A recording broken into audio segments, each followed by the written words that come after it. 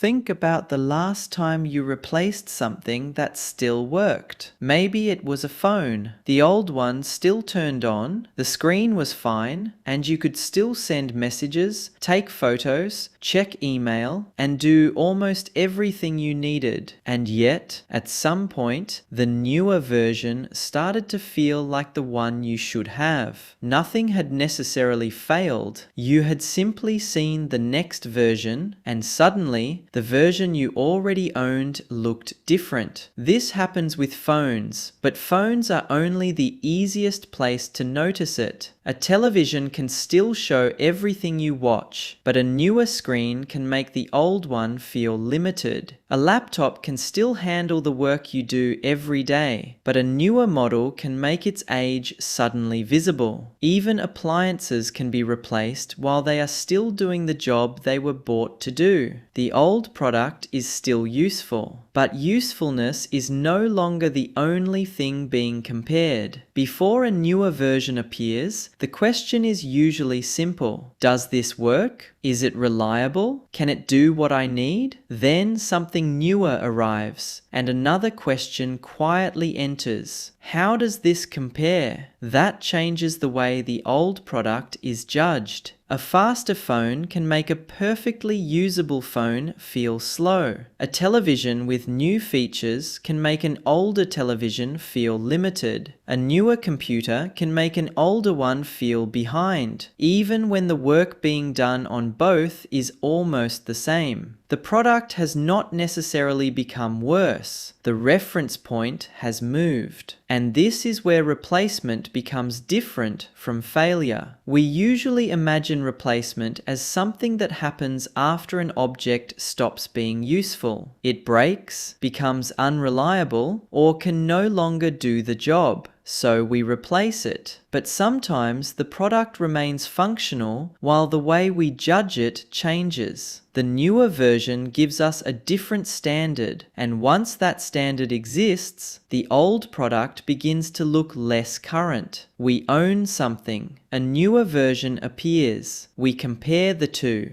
The old version feels less adequate, and replacement becomes easier to justify. Then the new version becomes the thing we consider normal. The important part is that the old product does not have to become useless. It only has to become less convincing as the version we want to keep. You can see this even more clearly when the environment around a product changes. A device might still work physically, but software support can disappear. An older computer may still run, but newer programs may expect more from it. A phone can still make calls, but an operating system or app can make it feel increasingly out of step with everything around it.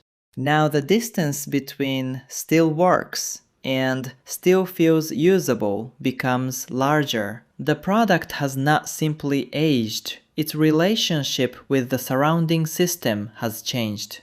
And this is why replacement cannot always be explained by physical failure. Sometimes the object remains functional. What changes is its position. It is no longer the current version, no longer the obvious version, and eventually it becomes the version we are comfortable leaving behind.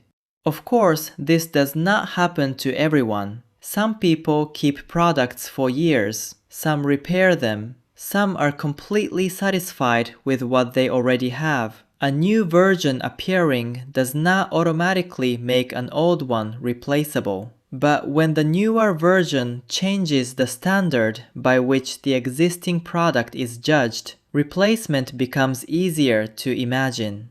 The new product does not always make the old product useless. Sometimes it simply makes the old product feel less like the right version to keep. And once you notice that, the pattern becomes larger than phones and electronics. It appears whenever the thing we already have is judged against a newer possibility.